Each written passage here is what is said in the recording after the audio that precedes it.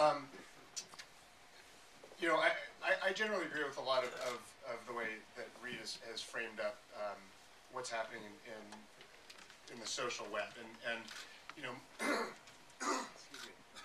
My viewpoint is that the web is increasingly becoming social, meaning that we're wanting to experience all the things that we do on the internet with other people. This is very much like what exists in the real world today. We want to go and experience communications, media, content with other people. I think the impact that this is potentially having on society, and again, trying to frame this up for discussion, if you think about how the social web has evolved and all of the elements that Reed talked about in terms of identity and ability for people to publish and communicate and have that all be part of the fabric of your web experience as opposed to an experience where you're consuming content and doing communications in two separate actions. Really what I think that is doing is it's causing us to more efficiently be able to consume media through other people as opposed to just through a limited number of sources, whether it's portals or other news sources.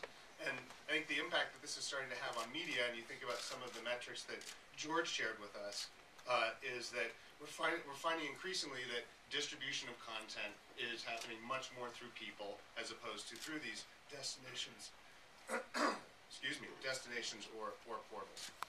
And the implication on society is interesting in that I'm now able to engage in my media consumption, in my content consumption, with other people that I never was able to before. Much like the internet connected me to people that I was never connected to in the real world before the internet was available and email was so prevalent.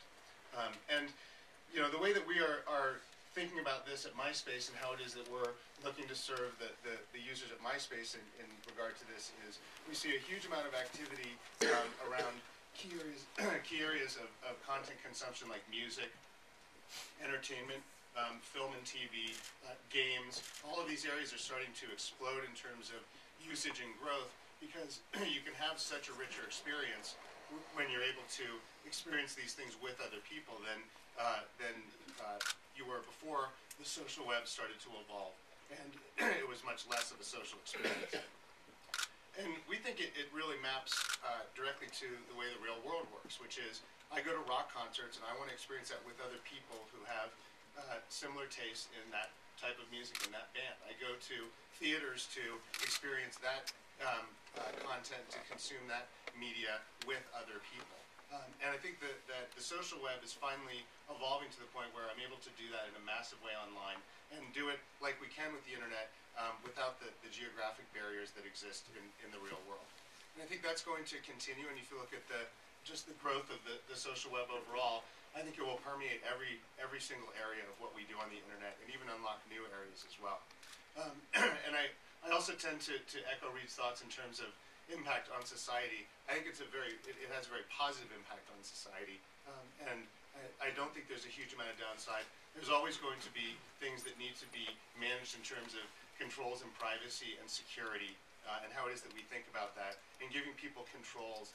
But the beautiful thing about technology and the internet is that we can build those things and we can extend them to people very easily, and maybe even more importantly, we can continually evolve those things in a way that evolve with the needs of society, with the needs of people, and enable this movement to continue to happen.